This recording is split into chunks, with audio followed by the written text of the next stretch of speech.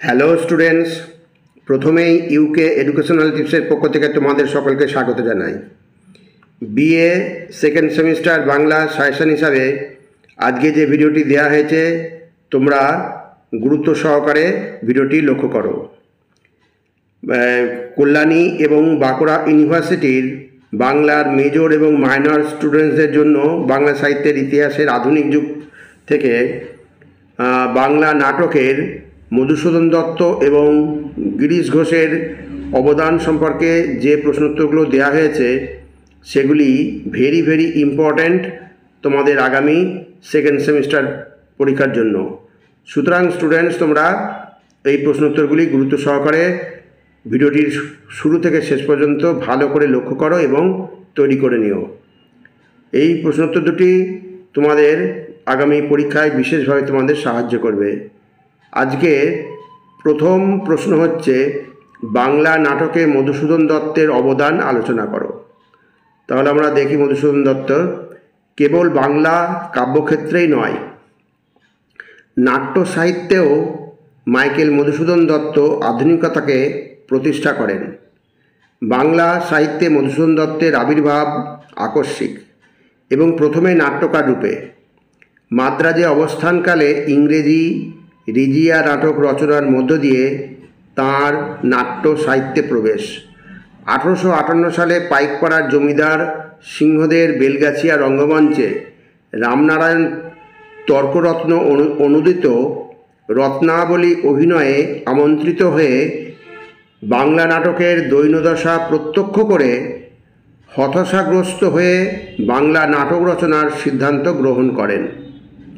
মধুসূদন মেঘনাদবধ কাব্যে যেমন আধুনিক কাব্যধারার সার্থক সূচনা করেছিলেন, নাটকের ক্ষেত্রেও তেমন তাঁরই রচনায় বাংলা নাটকের উন্নত আদর্শ প্রতিষ্ঠিত হয়। একে একে রচনা করেন শর্মিষ্ঠা 1859, একেই কি বলে সভ্যতা 1860, নেক্সট বুড়ো শালিকের ঘাড়েরও 1860, পদ্মাবতী, কৃষ্ণকুমারী, মায়াকানন। তাহলে আমরা প্রথমে শর্মিষ্ঠা দেখি। মধুসূদনের প্রথম নাটক শর্মিষ্ঠা পরীক্ষামূলক রচনা। শর্মিষ্ঠায় মহাভারতের আদি পর্বের শর্মিষ্ঠা যযাতি দেবযানীর প্রেমের কাহিনী ব্যবহার করা হয়েছে, কিন্তু এর রূপায়ণে মধুসূদন সর্বত্র বলিষ্ঠ নাট্যকল্পনার পরিচয় দিতে পারেননি। আধুনিক নাটকের প্রথম সার্থক সূচনা দেখা গেলেও নাটকে কিছু ত্রুটি লক্ষণীয়। সংঘাতের চেয়ে বিবৃতি এখানে বড় হয়ে দেখা দিয়েছে। অতি নাটকীয়তা ও যাত্রা ধরনের বাগাড়ম্বরের ফলে এর অনেক জায়গায় নাটকীয় রস ক্ষুণ্ণ হয়েছে। নেক্সট পদ্মাবতী, মধুসূদনের দ্বিতীয় নাটক পদ্মাবতী অপেক্ষাকৃত উন্নত রচনা। মধুসূদন গ্রিক পুরাণের প্রসিদ্ধ গল্প অ্যাপেল অফ ডিসকর্ড অবলম্বনে দেশীয় ছাঁচে পাশ্চাত্য গল্পকে খুব সাফল্যের সঙ্গে পদ্মাবতী নাটকে সংযোজন করেছেন। সেই কাহিনীতে হেরা, আথেনে এবং আফ্রোদিতে গ্রিক পুরাণের এই দেবীত্রয় মধুসূদনের রচনায় শচী, রতি ও মুর্জার রূপ ধারণ করেছে। প্যারিস ও হেলেন হয়েছে ইন্দ্রনীল ও পদ্মাবতী। এই নাটকে সংলাপের ভাষা অনেক স্বচ্ছন্দ এবং নাটকীয় গুণসম্পন্ন।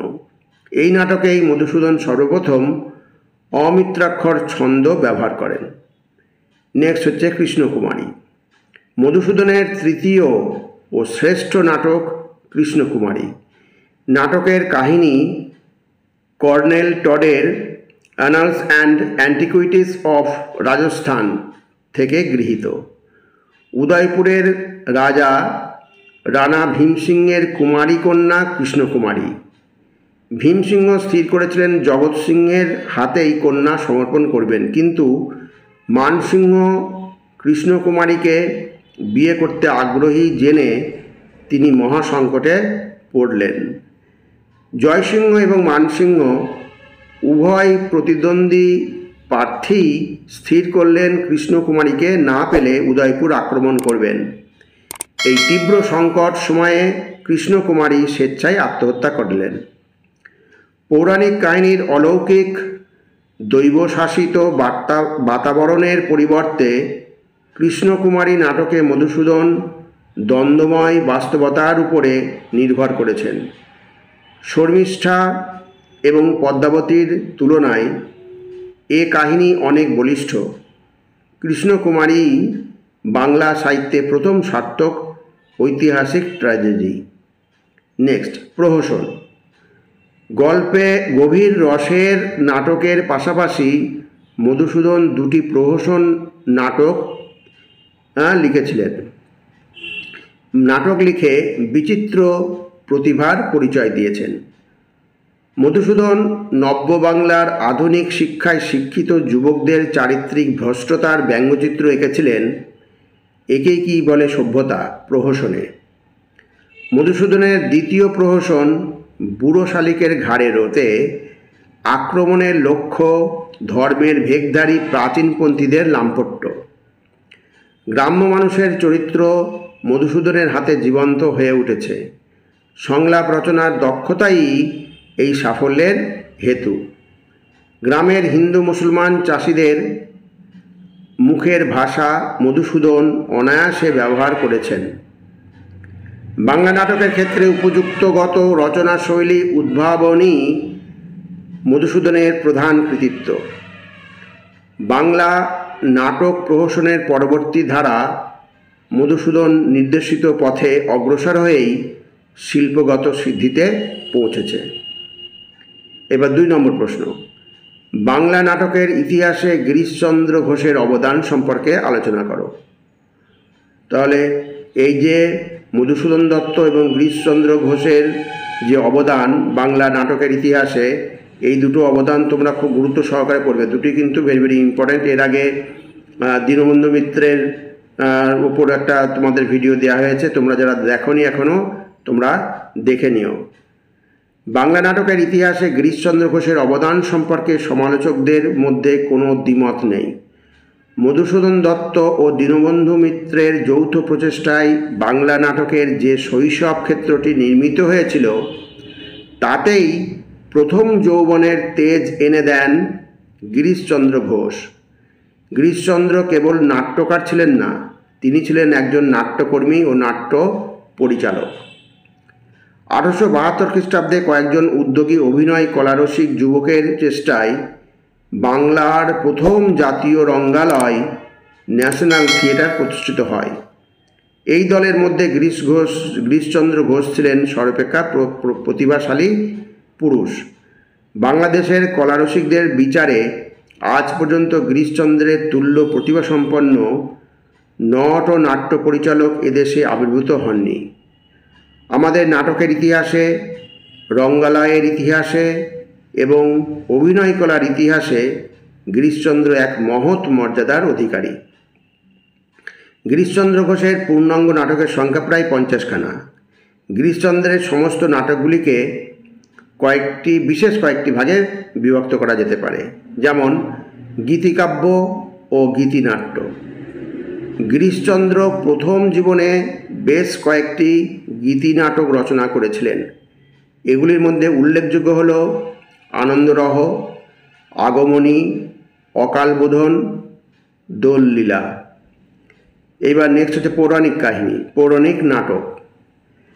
নাট্যকার রূপে গিরিশচন্দ্র প্রভূত খ্যাতি লাভ করেন অভিমন্যু বধ 1881, জনা 1894, পাণ্ডব গৌরব 1900 প্রভৃতি পৌরাণিক নাটকে।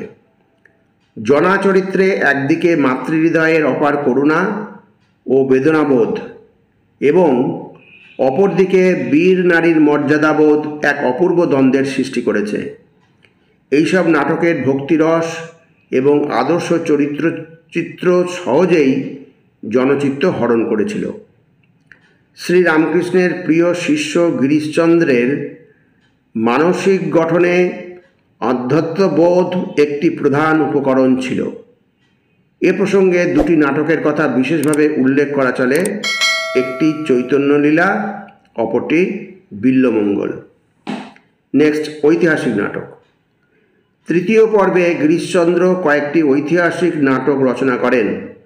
দেশাত্মবোধ এবং পরাধীনতার শৃঙ্খল ছিন্ন করার উদ্দীপনা সঞ্চারের দিক থেকে গিরিশচন্দ্রের ঐতিহাসিক নাটকের মধ্যে সিরাজউদ্দৌলা, মীর কাসিম এবং ছত্রপতি শিবাজি বিশেষভাবে উল্লেখযোগ্য। এবার নেক্সট, সামাজিক নাটক। গিরিশচন্দ্রের সামাজিক নাটকের মধ্যে প্রফুল্ল, বলিদান, হারানিধি এবং শাস্তি কি শাস্তি বিশেষ প্রসিদ্ধ। এসব নাটকে সাধারণ মধ্যবিত্ত পরিবারের অতি বাস্তব সমস্যার প্রতি গিরিশচন্দ্র দৃষ্টি নিবদ্ধ করেছেন। কলকাতার নাগরিক জীবনের নিচুতলার বিকৃত জীবনযাত্রা, পাপাচার এবং মধ্যবিত্ত পরিবারের ভাঙন প্রফুল্ল নাটকের বর্ণনীয় বিষয়। আর বলিদান পণ প্রথার বিরুদ্ধে এক শক্তিশালী নাটক। এবার নট নাট্য শিক্ষক, রঙ্গমঞ্চ পরিচালক। গিরিশচন্দ্র স্থায়ীভাবে সাধারণ রঙ্গমঞ্চ প্রতিষ্ঠায় এবং অভিনয় কলার উন্নতি সাধনে অসাধারণ প্রতিভার পরিচয় দিয়েছেন। তিনি ছিলেন প্রধানত নাট্য শিক্ষক এবং রঙ্গমঞ্চ পরিচালক। বাংলা নাট্য আন্দোলনের ক্ষেত্রে গিরিশচন্দ্রের অবদান নিয়ে সন্দেহের কোনো অবকাশ নেই। তিনি সরস্বতীর বরপুত্র না হলেও নাটক নিয়ে যে নানা ধরনের পরীক্ষা নিরীক্ষা করেছিলেন, বাংলা নাটকের ইতিহাসে তার মূল্য নেহাত কম নয়। এবার প্রতিভা বৈশিষ্ট্য। প্রথমেই বলা যায়, গিরিশচন্দ্রের সংলাপের কথায়, সংলাপের ক্ষেত্রে বাংলা নাটকে গিরিশচন্দ্র সবচেয়ে বেশি সংস্কার সাধন করেছেন। নেক্সট, তার সময়ে তিনি ছিলেন সর্বশ্রেষ্ঠ নাট্যকার, কারণ ৭৯টি নাটক রচনা করে তিনি প্রমাণ করেছিলেন তাঁর প্রতিভা গুণ ছিল আকাশচুম্বী। নাট্য রচনার সাথে সাথে তিনি ছিলেন একাধারে অভিনেতা। তার প্রায় সমস্ত নাটকের তিনি মূল চরিত্রে অভিনয় করেছেন। একাধারে বলতে গেলে তিনি বিরাট নাট্য নির্দেশকও ছিলেন, কারণ তাঁরই পরিচালনায় তাঁর সমস্ত নাটকগুলি মঞ্চস্থ হতো। তাহলে স্টুডেন্ট, এই যে প্রশ্ন দুটো দেওয়া হলো, এই প্রশ্ন দুটো তোমরা অতি অবশ্যই তৈরি করে নিও। এগুলো তোমাদের পরীক্ষার জন্য খুবই গুরুত্বপূর্ণ, তোমাদের কাজে দেবে। আর স্টুডেন্টস, ভিডিওটি যদি ভালো লাগে অবশ্যই সাবস্ক্রাইব করো, এর সাথে একটা লাইক দিও এবং তোমার ফ্রেন্ডসদের মধ্যে ভিডিওটি শেয়ার করো। তাহলে স্টুডেন্টস, আজকে এখানেই শেষ করি। তোমরা সকলে ভালো থেকো, সুস্থ থেকো। Thank you very much.